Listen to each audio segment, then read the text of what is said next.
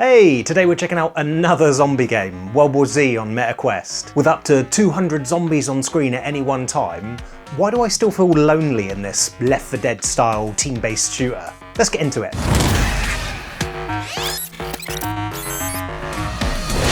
World War Z VR comes to MetaQuest 2, 3S and 3. While this game is in the same universe as the 2019 flat screen game, it is its own distinct experience with reimagined locations and a new cast. Don't expect Brad Pitt to walk around the corner at any point. Let's straight away get the elephant out of the room. World War Z VR is a single player experience. While two teammates will follow you around and help with the zombie hordes throughout this experience, as it stands, there's no way to invite a real-life buddy in and inhibit one of them. It all feels a little bit lonely. That's a biggie for an experience so close to that Left 4 Dead experience. It's so bizarre because it's like all the pieces of this game scream as being implemented with multiplayer in mind. It's like they ran out of time, needed to ship, and had to scrap the multiplayer component. So that's that, eh? Weird. All we can do is hope for an update in the future that introduces it while we complete the game single player, I suppose. Whoa, whoa, whoa! Where are you going? Hold on, before you jump ship, let me tell you more, because actually there is a lot to love about World War Z VR. I think the game has something never before seen in Quest, and it's currently only £17 in pre-order, a price that's well worth it for what we have here. As always, down in the description is my official Meta affiliate code for even more money off, so it's kind of a no-brainer from my point of view. So just quickly for those of you who are thinking, what the bloody hell is a Left 4 Dead? World War Z is a game where you and two of your AI buddies fight zombies through fairly linear, close-knit areas to get to points where an event will happen, usually some sort of defend the area type section, where hordes of zombies will come at you and expend all your ammunition. World War Z VR excels in these horde sections. The game wonderfully recreates that World War Z movie feeling where hundreds of zombies dogpile over each other to reach their destination, you.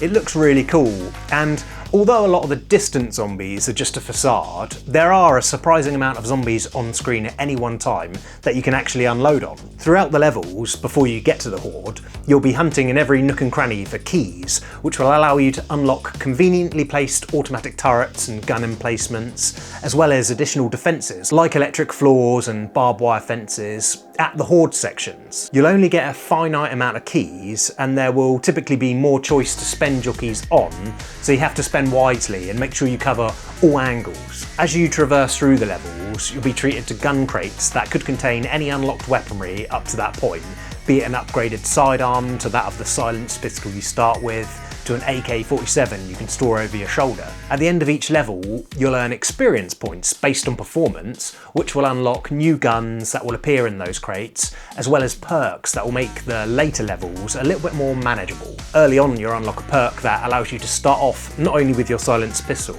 but also a modified semi-automatic M14, which will help you out big time in the earlier parts of the levels before you pick up something like an aforementioned AK-47. There's tons of perks to unlock, some simple like extra health, and others more situational like health boosts on explosive kills. Let's talk about the levels themselves. The environments here look fantastic. You start off your story in New York, and each level has an impressive level of detail, like buildings that rise up into the sky, lots of debris around the streets like bins and destroyed cars. Once you've completed 3 20 to 30 minute levels in New York, you'll be whisked away to 4 20 to 30 minute levels in Japan.